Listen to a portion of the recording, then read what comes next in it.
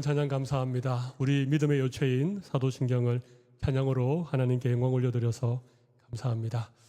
우리 오늘 예배에 나오신 모든 성도님들에게 하나님께서 하늘로 주시는 평강이 여러분에게 가득하시기를 간절히 바랍니다. 옆에 계신 분들에게 하나님의 평강이 가득하시기를 바랍니다. 인사하겠습니다. 하나님의 평강이 가득하시기를 바랍니다. 지난 한 주간 여러분의 삶에 기쁨의 깃발이 휘날리셨는지요? 아마 금요일까지는 기쁨의 깃발을 휘날리셨는데 지난 금요일 오후 저 먼 크라이처치에서 들려오는 너무나도 충격적인 그런 사건 때문에 여러분의 마음에 슬픔과 근심이 생겼는지 모르겠습니다. 참 안타까운 일이라고 생각을 합니다. 그리고 우리가 살아가는 이 땅을 위해서 더 많은 기도와 또 하나님의 뜻을 구하는 그런 우리 성도들이 되어야 되겠다, 그런 생각을 하게 됩니다. 우리 나중 광고 시간에 혹 시간이 되면 짧게라도 함께 기도하는 시간을 가졌으면 좋겠습니다. 여러분, 하나님은 창조의 하나님이시지만 하나님은 질서의 하나님이십니다. 하나님이 모든 걸 창조하실 때에 질서대로 그렇게 창조하셨지요. 하나님이 싫어하시는 것 가운데 하나는 있어야 할 것이 제자리에 있지 않는 것, 하나님 굉장히 싫어하십니다. 아담과 하와는 자리를 지켜야 했습니다. 그런데 하나님처럼 되려고 했던 그것이 하나님 앞에 큰 죄가 되었지요. 천사의 자리를 떠난 타락한 천사가 바로 오늘날 이 어두움의 권세를 잡은 사탄의 권세 아닙니까? 우리가 믿음으로 고백하는 10계명의 첫 번째 계명이 뭡니까? 너는 나 외에는 다른 신을 내게 두지 말라, 내게 있게 하지 말라. 하나님 아닌 다른 것이 하나님의 자리에 있는 것이 우상숭배입니다. 하나님은 굉장히 싫어하십니다. 우리의 삶의 자리도 마찬가지입니다. 있어야 될 것이 꼭 그 자리에 있는 게 필요하죠. 가끔 저는 휴대전화를 엉뚱한 곳에 두었다가 그걸 찾느라고 얼마나 애를 먹는지 모릅니다.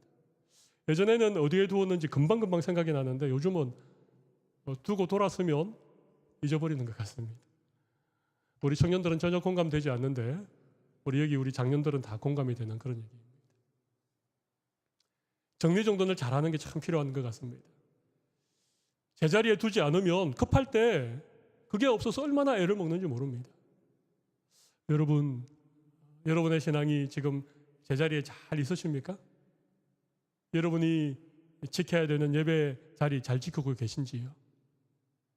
여러분이 기도의 자리를 지키고 계신지 모르겠습니다. 여러분의 마음의 방에 성령님이 가장 보좌에 앉아 계십니까? 아니면 마땅히 하나님이 앉아야 될 그 자리에 하나님 아닌 다른 것이 그 방 가득 차지하고 있는지요? 우리가 오늘 읽은 본문을 보면 참 황당한 얘기가 하나 나옵니다. 하나님의 거룩한 성전이 있는 그 예루살렘 성전에 그곳에 제사를 드리기 위해서 그릇을 두고 또 제사에 쓰는 기름과 유향과 그리고 성전을 섬기는 레위인들이나 제사장들을 위한 그런 것들이 보관되어야 될 방에 정말 어처구니 없이 도비아라고 하는 이 사람을 위한 방이 지금 만들어져 있다는 것입니다. 여러분, 도비아가 누군지 아시죠? 우리 느헤미야서를 계속 우리가 함께 주일마다 말씀 나누고 또 주중에는 큐티하기 때문에 도비아를 아실 겁니다.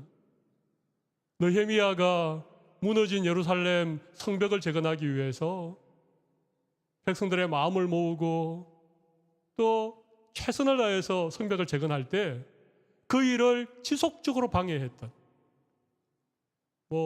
너희들이 쌓은 그 성벽에 여우가 올라가도 무너지겠다 이렇게 조롱하기도 하고, 또 아니면 귀족들과 결탁하여서 이 느헤미야에게 모함을 뒤집어 씌우기도 하고, 아무튼 온갖 수단과 방법을 가리지 않고 예루살렘 성벽이 재건되는 것을 방해했던 장본인이 도비아라고 하는 사람입니다. 그는 이스라엘 사람이 아닙니다. 그는 암몬 사람입니다. 하나님의 총회에 들어오지 못하는 암몬 사람, 이방인이었습니다. 그런데 어떻게 이 도비아라고 하는 사람의 방이 그 거룩한 예루살렘 성전 뜰에 떡하니 그렇게 세워져 있을 수 있다는 것입니까? 우리의 신앙생활 속에 있어야 할 것이 제자리에 있는 것, 내 믿음의 자리를 지키는 것, 내 신앙이 제자리를 찾는 것, 이거 정말 중요합니다. 오늘은 이런 주제를 가지고 함께 말씀의 은혜를 나누어 보면 좋겠습니다. 우리 인간이 참 연약한 존재인 것 같습니다. 그래서 우리가 너무 쉽게 세상 사람들의 영향을 받기도 하고,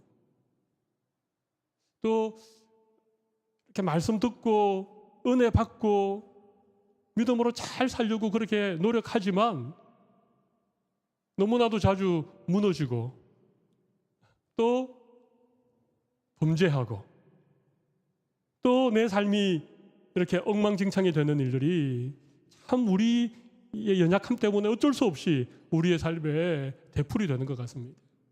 아마 오늘 이 시간 말씀 들을 때 나는 아니야, 나는 정돈 잘하고 살아가고 있어, 나는 제자리에 정위치를 하고 믿음으로 잘 살아가고 있어, 아마 그렇게 생각하는 분들도 여기 계실 것입니다. 그러나 어쩌면 이 가운데 많은 분들이 삶이 흐트러져 있는, 믿음의 제자리를 찾지 못하는, 그래서 오늘 이 말씀이 꼭 필요한 성도님들이 오늘 이 자리에 여러분이 저는 계시다고 생각합니다. 오늘 주시는 말씀을 잘 정리하면 여러분의 신앙이 다시 자리를 찾고 다시 좀 하나님과의 관계가 새롭게 회복되는 그런 귀한 은혜가 우리 모두에게 있으리라고 믿습니다. 여러분, 왜 이렇게 삶이 무너지고 있어야 될 것이 제자리를 찾지 못하게 될까요?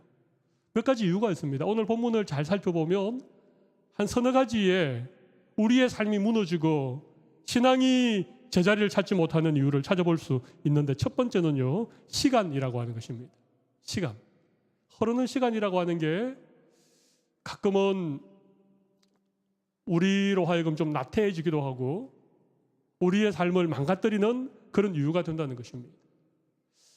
물건을 새로 사면 물건을 좀 잘 관리를 해야 됩니다. 먼지가 묻으면 먼지를 좀 닦아내고, 기계 같은 종류면 가끔 기름도 칠해주고, 그렇지 않습니까? 그렇게 관리를 잘 해야만이 언제나 새 것처럼 잘 쓸 수 있습니다. 그런데 새 물건을 구입해서 한 번 쓰고 그냥 버려두면, 그냥 창고에 넣어두거나 그냥 관리하지 않고 그냥 버려두면 그 다음에 쓸 때 꺼내어보면 녹이 슬어 있거나 아니면 나사가 헐거워져 있거나 삐그덕삐그덕 소리를 내는 경우들이 참 많지요. 시간이 흐르기 때문에 그렇습니다. 우리 신앙도 너무 비슷합니다. 우리 신앙도 계속해서 기름을 칠해주고, 성령의 기름을 칠해주고, 기도의 나사를 조아주고, 먼지가 묻었으면 먼지를 깨끗하게 털어내야 되는 거예요. 이 일을 계속하지 않으면 금방 우리 신앙은 나태해집니다. 느헤미야가 이 예루살렘의 총독으로 재임한 기간이 한 12년 정도 됩니다. 왜냐하면 아닥사스다 왕 20년에 느헤미야가 유대 땅으로 돌아왔습니다. 그리고 오늘 우리가 읽었던 본문 6절 말씀 보면 아닥사스다 32년에 내가 왕에게 나아갔다. 그 말은 12년 동안 유다의 총독으로 있었습니다. 그런데 느헤미야가 다시 그 아닥사스다 왕에게로 돌아갔던 그 시간 동안에 지금 이런 일들이 일어나게 된 것입니다. 10년 전, 12년 전 예루살렘 성벽을 재건하고 그 큰 기쁨에 백성들이 감격하면서 하나님 앞에 낙성식을 정말 참 아름답게 그렇게 성벽의 재건을 기념하는 그런 어떤 예배를 하나님께 올려드렸는데, 그 기록이 느헤미야 12장입니다. 근데 그로부터 한 10년, 12년의 세월이 흐른 거예요. 그 시간이 흐르다 보니까 예전에 누렸던 그 기쁨과 그 감격은 온데간데 없이 사라지고, 그 유다 백성들 가운데 암몬 자손들이 섞여 살아가고 모압 자손들이 그들과 결혼해서 그들 가운데 깊숙하게 들어와 있는 것입니다. 오늘 제가 말씀 준비하면서 올해가 2019년인데 지금부터 한 10년 전 2009년도에 나는 어땠는가? 그걸 생각해 보았습니다. 10년 전 나는 어땠는가? 지금보다도 더 기쁨이 충만했는가? 지금보다도 주님을 향한 열정이 더 불타올랐는가? 아니면 지금보다도 더 열정적으로 주님을 섬겼는가? 한번 생각해 보게 되었습니다. 저도 나름대로 늘 주님 사모하고 말씀 붙들고 늘 기도의 자리를 지키려고 힘쓰지만 이 10년이라고 하는 시간이 참 긴 시간이고 우리 속담에 10년이면 강산도 변한다라고 하는 그런 말이 있는데 오늘 이 시간 예배하는 우리 성도님들이 한번 되돌아보십시오. 여러분의 10년 전을 한번 생각해 보십시오. 어쩌면 우리 가운데 나 10년 전에 정말 열심히 주님 섬겼는데 그때는 봉사도 많이 하고 그때는 성경 공부반에도 열심히 다니고 그렇게 했는데 그런 분들이 계십니까? 흐르는 시간 속에 여러분의 신앙이 나태해진 것입니다. 그냥 시간이 흘러가는 대로 그냥 버려두다 보니까 내 믿음에 녹이 쓸고 뭔가 삐그덕거리는 소리가 들리고 있는 것입니다. 여러분 오늘 다시 여러분의 믿음의 나사를 주우시기를 바랍니다. 여러분의 믿음의 성령의 기름이 다시 칠해지는 그런 시간이 되시면 좋겠습니다. 우리 오늘 본문 1절 말씀 보면 그날 모세의 책을 낭독하여 백성에게 들렸는데 사실은 그 날이라고 하는 것은 느헤미야가 다시 예루살렘에 돌아왔을 때입니다. 그러니까 낙성식이 끝나고 한 10년의 세월이 지나는 동안 백성들의 삶이 많이 나태해졌다는 것입니다. 시간을 그냥 흘러보내지 말고 매 순간, 매 시간 여러분의 신앙을 점검할 수 있는 우리 성도들이 되시면 좋겠습니다. 두 번째, 우리 신앙이 무디어지고 우리의 믿음이 변질되는 이유가 있습니다. 그것은 말씀에 대한 무지 때문이라고 저는 생각을 합니다. 말씀에 대한 무지입니다. 말씀의 기준이 분명하지 않으면 하나님의 말씀에 날마다 나를 튜닝하지 않으면 그 말씀에 나를 맞추어 가지 않으면 우리는 이 세상에 살아가면서 우리의 믿음이 나태해지고 우리의 믿음이 변질되고 내 믿음이 있어야 될 그 자리를 지키지 못할 때가 많다는 것입니다. 여러분 오늘 우리가 읽었던 본문 1절과 2절 말씀 보시면 이게 암몬과 모압 자손에 대해서 하나님이 하신 말씀이 있습니다. 민수기서에도 나오고 신명기 23장 3절에도 분명히 나오는데 암몬과 모압 사람은 영원히 하나님의 총회에 들어오지 못한다. 그렇게 말씀하시고 그 이유를 이는 그들이 양식과 물로 이스라엘 자손을 영접하지 아니하고 도리어 발람에게 뇌물을 주어 저주하게 하였습니다. 이 암몬과 모압 자손이 어떻게 이스라엘을 괴롭히고 대적하고 이 이스라엘을 저주하였는지에 대해서 하나님 잘 아셨기 때문에 하나님이 특별히 암몬과 모압 자손은 하나님의 총회인 이스라엘 백성에게 들어오지 못하게 했습니다. 그런데 이 지금 느헤미야 시대의 이 유다 백성들이 이 예루살렘 사람들이 하나님의 말씀을 잘 몰랐다는 것입니다. 그러니까 주변에 있는 암몬 사람이나 모압 사람들과 함께 살아가고 있는 것이죠. 예루살렘 성이 무너지기 전에는 이런 것들이 잘 지켜졌습니다. 그런데 예루살렘 성이 무너지고 성벽이 더 이상 보호를 해주지 못하니까 주변에 있는 여러 이방 사람들이 예루살렘 성에 들어와서 섞여 살았던 것입니다. 그때 누군가가 모세의 율법에 하나님의 말씀에 암몬과 모압 자손은 여호와의 총회에 들어오지 못한다라고 하는 말씀을 누군가 얘기했더라면 그 말씀의 기준이 분명히 있었더라면 아마 조심했겠지요. 그들과 경계했겠지요. 그들과 어쩔 수 없이 같이 살아가지만 그들과 결혼하거나 그들의 나쁜 이방 풍속을 받아들이거나 그들이 섬기는 우상을 섬기지 않았겠죠. 그러나 이런 것들을 몰랐기 때문에 그들과 결혼하고 그들이 섬기는 우상을 함께 섬기고 그렇게 된 것입니다. 여러분 하나님의 말씀에 대한 분명한 기준이 새로워질 수 있는 그런 시간들이 되시면 좋겠습니다. 그러려면 여러분 말씀 자주 읽으셔야 돼요. 그리고 말씀 자주 들으셔야 됩니다. 말씀이 쉬운 말씀이 아니잖아요. 말씀은 어렵습니다. 그래서 여러분 말씀 공부하셔야 됩니다. 체계적으로 말씀을 배워야 됩니다. 그냥 설교를 자주 듣고 많이 듣는 그것도 좋지만 체계적으로 말씀 배우는 일에 여러분의 시간을 들이고 여러분의 삶을 헌신하지 않으면 하나님의 말씀의 기준이 여러분을 지켜주지 못하고 그 말씀의 기준이 여러분에게서 사라지면 여러분의 인생이 계속해서 세속화되어지고 망가지고 그렇게 된다는 것입니다. 또 한 가지 이유를 찾아볼 수 있습니다. 그것은 지도자의 부재입니다. 결국 느헤미야라고 하는 이 강력한 지도자, 이 탁월한 지도자가 12년이라고 하는 재임의 기간을 끝내고 다시 페르시아로 바벨론으로 돌아갔던 그 공백기, 지도자의 공백기에 지금 황당한 일이 일어나는 것입니다. 예루살렘 성전에 도비야의 방이 떡하니 생기게 된 것입니다. 지도자가 얼마나 중요한지 모르겠습니다. 가정에 아버지가 믿음의 가장이 되는 것 중요합니다. 여러분의 소그룹에 좋은 분이 구역장이 되고 좋은 분이 지도자가 되어서 그 지도자를 중심으로 마음을 모으는 것, 이거 공동체를 보호하는 너무 중요한 일이 되는 것입니다. 교회도 마찬가지입니다. 교회도 목회자나 우리 장로님이나 교회의 지도자들이 얼마나 중요한지 모르겠습니다.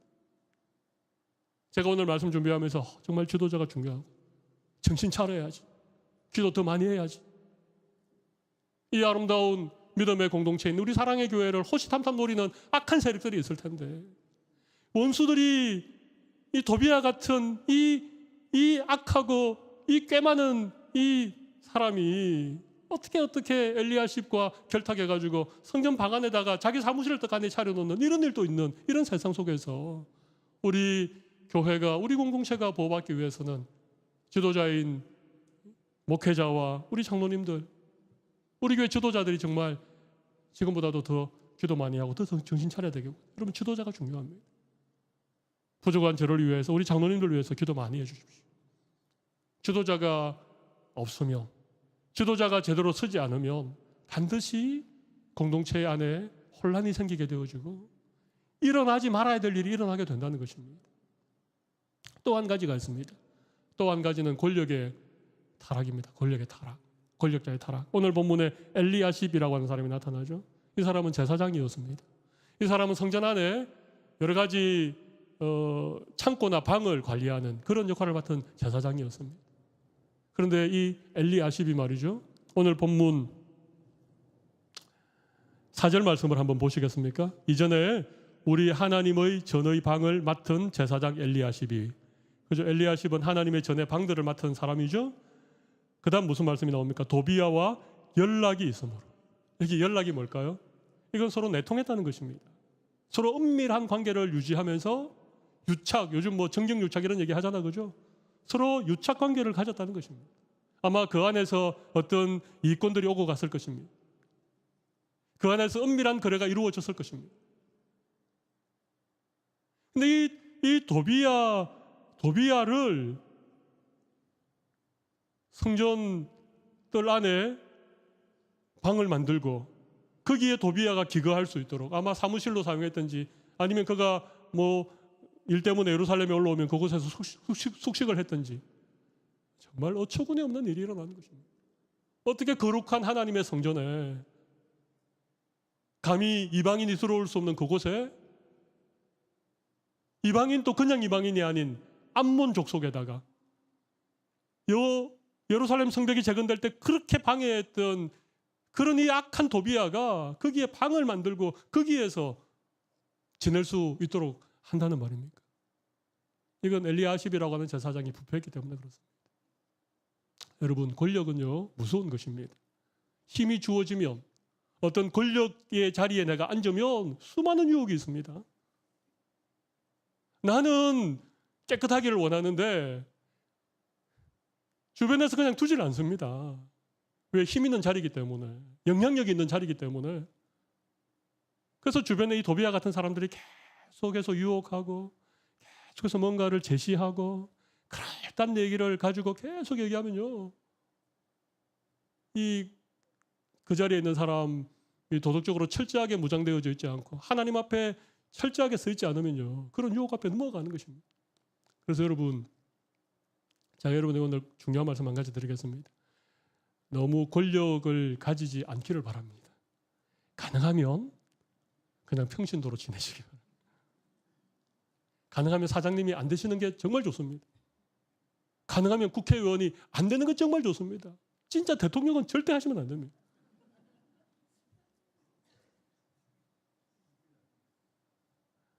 별 권력이 아닌데, 아무것도 아닌데 그냥 자기가 뭔가 어떤 자리에 올라가면 반드시 이런 유혹 앞에 넘어지는 사람들이 얼마나 많은지 모릅니다. 엘리야십이 그 대표적인 사람입니다. 그래서 나에게 권력이 없는 것 감사하시기 바랍니다. 나에게 힘이 없는 것 하나님의 은혜입니다. 그렇게 고백하시기 바랍니다. 이런 이유들로 인하여서 지금 예루살렘 공동체에 큰 위기가 불어닥쳤습니다. 자, 그러면 어떻게 회복할 수 있겠습니까? 어떻게 제자리로 다시 돌려놓을 수 있겠습니까? 이게 더 중요하죠, 그죠? 우리가 원인을 파악했으니까 이제는 어떻게 하면 이 부분이 회복되고 다시 제자리를 찾아갈 수 있을까? 그게 중요하지 않겠습니까? 첫 번째는 하나님의 말씀이 중요합니다. 하나님의 말씀을 통해서 이렇게 다시 분리하는 것이죠. 예. 우리 오늘 본문 3절 말씀을 보십시다. 3절 말씀 보면 백성이 이 율법을 듣고 곧 섞인 무리를 이스라엘 가운데에서 모두 분리했다. 그런 말씀이 나오죠. 여기 분리라는 말은요, separate 했다는 말입니다. 이것은 우리가 세상으로부터 구별되어진 하나님의 백성인 것처럼 우리 안에 있어서 되지 않을 것들을 우리에게서 이렇게 분리하는 것을 말합니다. 우리가 세상에 비록 살아가지만 세상으로부터 구별되어진 삶을 살아가는 것. 이게 분리라는 의미입니다. 그 분리의 기준은 뭡니까? 하나님의 말씀이죠. 예, 말씀에 따라서 우리는 세상으로부터 구별되어진 거룩한 그런 백성으로 살아가야 된다는 것입니다. 오늘 본문 3절에 보면 곧이라는 말이 나옵니다. 곧, 그죠? 율법의 말씀을 듣고 곧. 그리고 또 조금 더 읽어가 보면 이스라엘 가운데에서 그다음 뭡니까? 모두 분리했다. 그래서 우리가 좀 말씀 들을 때 즉각적으로 좀 반응해야 됩니다. 즉각적으로 결단하는 게 필요합니다. 그리고 이건 좀 남겨둬야지. 그렇게 남겨두는 것이 있으면 안 됩니다. 모두 분리하는 것입니다. 곧 모두 분리하는 것. 철저하는 것을 말하죠, 그죠? 즉각적이고 철저하게 우리를 세상으로부터 분리하지 않으면 우리 안에 암암리에 들어와 있는 이런 암몬과 모압 같은 이런 어떤 세상에 죄악된 것들을 우리가 분리해내지 않으면 우리는 계속해서 믿음으로 나아갈 수 없게 된다는 것이죠. 또 한 가지는요, 지도자들의 결단을 통해 정결하게 해야 된다는 것입니다. 정결하게 해야 된다는 것입니다. 오늘 본문 8절 말씀을 보시면 9절 말씀을 보시면 느헤미야가 명령하여 그 방을 정결하게 했다. 그런 말씀이 나오죠. 예, 정결하게 깨끗하게 하는 것입니다. 느헤미야가 12년간 재임 기간을 마치고 아닥사스다 왕에게 가 있는데 아마 분명히 누군가 예루살렘으로부터 느헤미야에게 지금 예루살렘의 상황이 어떤지 총독으로 느헤미야가 있었을 그때와는 너무나 달라져 버린 그런 상황에 대해서 아마 느헤미야에게 전달을 한 것 같습니다. 그래서 느헤미야가 다시 아닥사스다 왕에게 청을 하고 얼마간의 말미를 얻어서 다시 예루살렘으로 돌아오게 된 것입니다. 오늘 본문 6절은 그 얘기가 나오고 있죠. 그때에 내가 예루살렘에 있지 아니하였느니라. 바벨론 왕 아닥사스다 32년에 내가 왕에게 갔다가 며칠 후에 왕에게 말미를 정하고 왕에게 청하여서 일정한 기간을 받아서 예루살렘에 돌아왔죠. 7절 보면 예루살렘에 이르러서야 엘리야십이 도비야를 위하여 하나님의 전뜰에 방을 만든 악한 일을 안지라. 느헤미야가 예루살렘에 다시 돌아와 보니까 엘리야십이 도비야를 위해서 여호와의 성전뜰 안에 방을 만들었다는 사실을 알게 된 것입니다. 이 상황을 인지한 것이 중요하죠. 느헤미야 그것을 깨달았습니다. 알았습니다. 그리고 그 다음 말씀 보십시오. 8절 말씀 보면 내가 심히 근심했다. 이 심히 근심했다는 말은 어떤 의미겠습니까? 이 일에 대해서요, 느헤미야가 정말 많이 걱정했다는 것입니다. 이게 보통 일이 아니거든요. 이 일은 있었어도 안 되는 일이고 앞으로 일어나서도 되지 않는 일입니다. 어떻게 이 일이 있을 수 있습니까? 느헤미야가 심히 근심했다. 다른 성경에 보면 심히 분노했다. 그렇게도 번역할 수 있는 말입니다. 근심하고 분노하고 고민하고 이 일을 어떻게 하면 좋을지. 이 일이 단순한 일은 아니지 않습니까? 그냥 도비아가 성전뜰 안에 방 하나 만든 일이 아니지 않습니까? 여기에는 권력자들이 결탁이 되어 있을 것이고 여기에는 백성들의 타락이 전제되어져 있을 것이고 보통 골치 아픈 일이 아닙니다. 이건 어쩌면 공동체 전체가 무너질 수도 있는 심각한 위기인 것입니다. 그래서 느헤미야가 심히 고민했습니다. 근데 보십시오. 느헤미야가 심히 고민하고 그 다음 했던 게 뭡니까? 8절을 계속 읽어보면 심히 근심하여 그 다음 뭡니까? 도비아의 세간을 그 방 밖으로 다 내어 던졌다는 것입니다. 이 말씀을 잘 읽어보면 이런 얘기입니다. 느헤미야가 심히 근심했는데 이 깊은 고민, 이 공동체의 큰 위기 앞에 그가 지도자들을 불러서 회의를 했다는 얘기가 아닙니다. 이것의 사실관계를 따지고 누가 잘못했는지 어떤 부분에서 문제가 생겼는지 그런 걸 따지지 않아요. 왜냐하면 이것은 명약관화한 이것은 누가 봐도 잘못되어진 너무나도 확실한 잘못이었기 때문에 느헤미야가 혼자 고민하고 딱 결단하고 나서는 바로 본인이 방으로 뛰어들어간 것입니다. 본인이 그냥 소매 긋고 방으로 뛰어들어가서 문 열고 그 안에 있던 그 도비아의 이 악한 도비아의 세간살이들을 전부 다 밖으로 집어 던져버렸습니다. 있는 대로 밖으로 던져버렸습니다. 침대건 의자건 유리그릇이든 보이는 대로 다 밖으로 집어 던져버렸습니다. 제가 이 말씀 읽으면서 한 분이 생각났습니다. 우리 예수님이 생각났습니다. 예수님이 예루살렘 성전에 들어가셨는데 그 성전에 소를 팔고 양을 팔고 돈을 바꾸고 그 거룩한 만민이 기도하는 하나님의 집 그 성전에 온갖 짐승들과 장사하는 사람들과 그래서 우리 예수님이 어떻게 하셨습니까? 노건으로 채찍을 만들었습니다. 채찍을 만들었습니다. 그것으로 내리쳤습니다. 누구를 내리쳤을까요? 사람들을 내리친 건 아닙니다. 요한복음 2장에 보면 양과 소를 쫓기 위해서 채찍을 만들어서 모든 짐승을 다 내어 쫓고 물건 파는 사람들의 상을 다 뒤집어 엎으시고 우리 예수님이 의분에 차서 그렇게 하셨습니다. 느헤미야가 지금 그렇게 한 것입니다.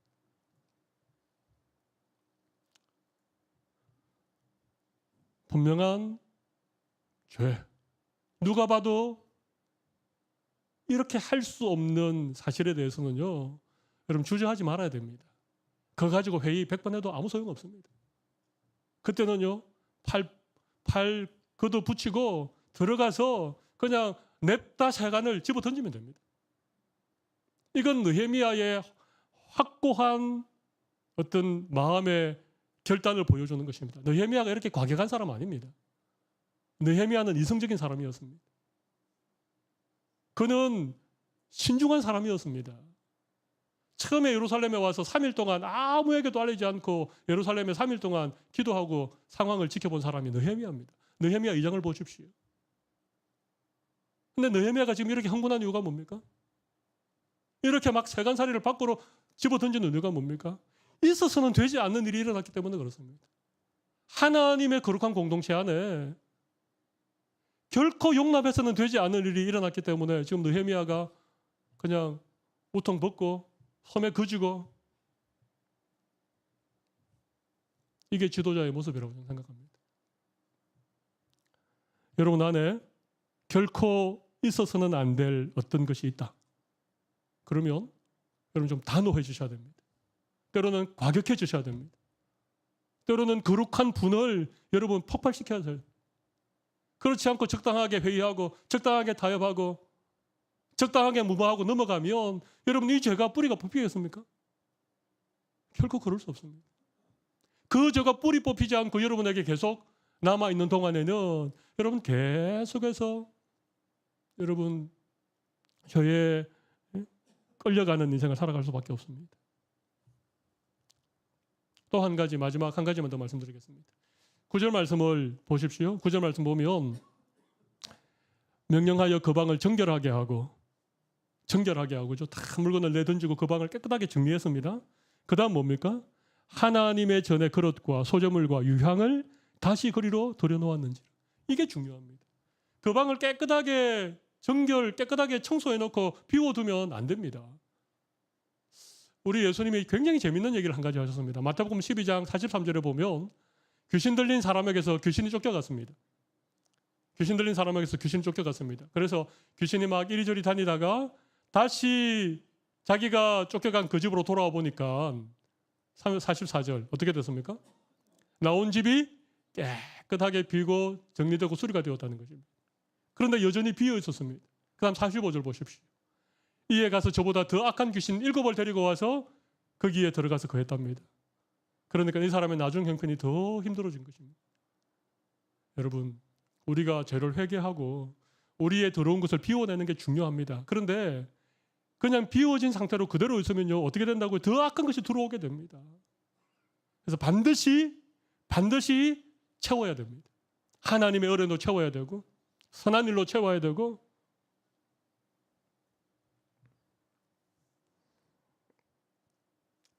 끊어내는 것만으로는 부족합니다. 예, 하나님의 은혜로 채워야 됩니다. 우리의 빈 마음을 채워야 됩니다. 하나님 나라의 공동체 안에 자꾸 새로운 은혜로 채워야 되고 주님이 기뻐하시는 일로 채워가야 되고 선한 일에 열심으로 채워가야 됩니다. 이걸 비워두면 더 악한 것들이 들어오게 된다는 말씀입니다. 제가 오늘 말씀 좀 과격하게 전했죠. 어쩔 수 없습니다. 느헤미야가 너무 과격하게 했는데 제가 조용조용 그렇게 전할 수 없지 않습니까? 때로는 우리 좀 결단하고 죄에 대해서라면 있어야 될 것이 내 안에 여전히 따리를 털고 그렇게 있다면 그때 과격해져야 됩니다. 이런 유명한 말이 있지 않습니까? 우리 머리 위로 새가 날아가는 것은 우리가 막지 못하지만 내 머리 위에 새의 둥지를 트는 것은 우리가 용납해서는 안 됩니다. 우리가 연약한 인간이고 죄악 많은 세상에 살아가기 때문에 우리도 이런저런 죄의 영향을 받기도 하고 때로는 우리가 죄 가운데 넘어지는 경우가 있을 수 있습니다. 그러나 그 죄의 본부가 우리 안에 방을 만들고 그 안에 죄악의 원흉인 도비아가 거기에 기거를 하고 있다? 이건 결코 안 될 일입니다. 우리 개인으로서도 안 되고 우리 가정에서도 안 되고 우리 교회 공동체 안에서도 결코 용납해서는 되지 않는. 만약에 우리 교회 공동체 안에 이런 현격한 어떤 죄악이 있다면 일단 저도 팔을 걷어붙이겠습니다. 우리 장로님들과 함께 우통을 벗고 좀 과격하지만 죄의 문제를 반드시 정리하고 넘어가야 됩니다. 그것이 정리되지 않는 동안에는 우리는 계속 신앙의 제자리 걸음을 하게 되고 후퇴하게 되고 우리의 삶이 엉망진창으로 흐트러지는 것을 우리는 손 놓고 볼 수밖에 없는 것입니다. 사랑하는 성도 여러분, 있어야 될 것이 제자리에 있는 것, 이것이 믿음이고 이것이 우리의 삶의 예배라고 말씀드릴 수 있습니다. 우리는 주일날 하나님 앞에 주일 예배를 드리지만 월요일부터 토요일까지 우리의 삶의 자리에서 생활 예배, 삶의 예배를 드려야 되는데 여러분 삶의 예배가 무엇인가? 한마디로 말하면 있어야 될 자리에 있는 것, 이게 삶의 예배입니다. 우리 같이 한번 읽어볼까요? 있어야 할 곳에 있는 것이 삶의 예배다. 그렇습니다. 오늘 이 말씀을 꼭 기억하십시오. 내가 있어야 될 그 자리, 거기에 있는 것, 그것이 예배라고 하는 것입니다. 여러분 직장 생활 하시는 분은 직장 생활할 때 직장에 있어야 되죠, 그죠? 직장에 있어야 될 분이 골프를 치러 갔다. 중요한 업무상 가는 것은 문제가 없지만 그러면 그 자리는 예배 자리가 아닌 것입니다. 제가 오늘 칼럼에 이런 얘기를 썼습니다. 밥과 반찬에 놓여야 될 밥상에 술병이 놓여있다. 큰 술병이 놓여있다. 이걸 외설이라고 그러는데 외설. 외설이라고 아십니까? 아내가 앉아야 될 내 운전석 옆자리에 웬 낯선 여자가 앉아있다. 이게 음란입니다. 여러분 이게 타락입니다. 우리 성도가 있어야 될 자리는 예배의 자리입니다. 그죠? 여러분 예배 자리 지키십시오. 우리 성도가 있어야 될 자리 중에 가정의 자리가 있습니다. 가정의 자리. 가정에서 내 자리가 있습니다. 아내로서, 남편으로서, 부모로서, 자녀로서 가정의 자리를 지키는 게 중요합니다. 또 한 가지 중요한 자리가 있는데 저는 그게 섬김의 자리라고 생각합니다. 섬김의 자리. 우리 성도들이 마땅히 있어야 될 자리가 섬김의 자리입니다. 땀 흘려서 일하는 그 자리. 누군가를 도와줄 수 있는 그 자리. 이런 자리를 잘 지키는 것이, 이것이 우리의 믿음의 제자리를 찾는 것이고, 이것이 우리가 하나님 앞에 우리의 삶을 예배로 드리는 것입니다. 이번 한 주간 두 가지를 좀 적용하면 좋겠습니다. 하나는 내 안에 있는 도비아의 방을 밖으로 내던져버리죠. 좀 과격한 적용이죠. 내 안에 있는 도비아의 방을 밖으로 내던져버리죠. 결단하십시오. 또 하나는 있어야 될 자리를 잘 지킴으로 생활 예배를 잘 드리는, 삶의 예배에 성공하는 한 주간이 되시는 이 두 가지 적용을 이번 주간에 좀 열심히 하시면 좋겠습니다. 그리고 다음 주일에 우리 하나님을 예배하는 이 시간에 하나님 앞에 최고의 영광을, 승리의 계가를 불려드릴 수 있는 우리 모든 성도들이 되시기를 바랍니다. 가슴에 손을 좀 올려보십시오.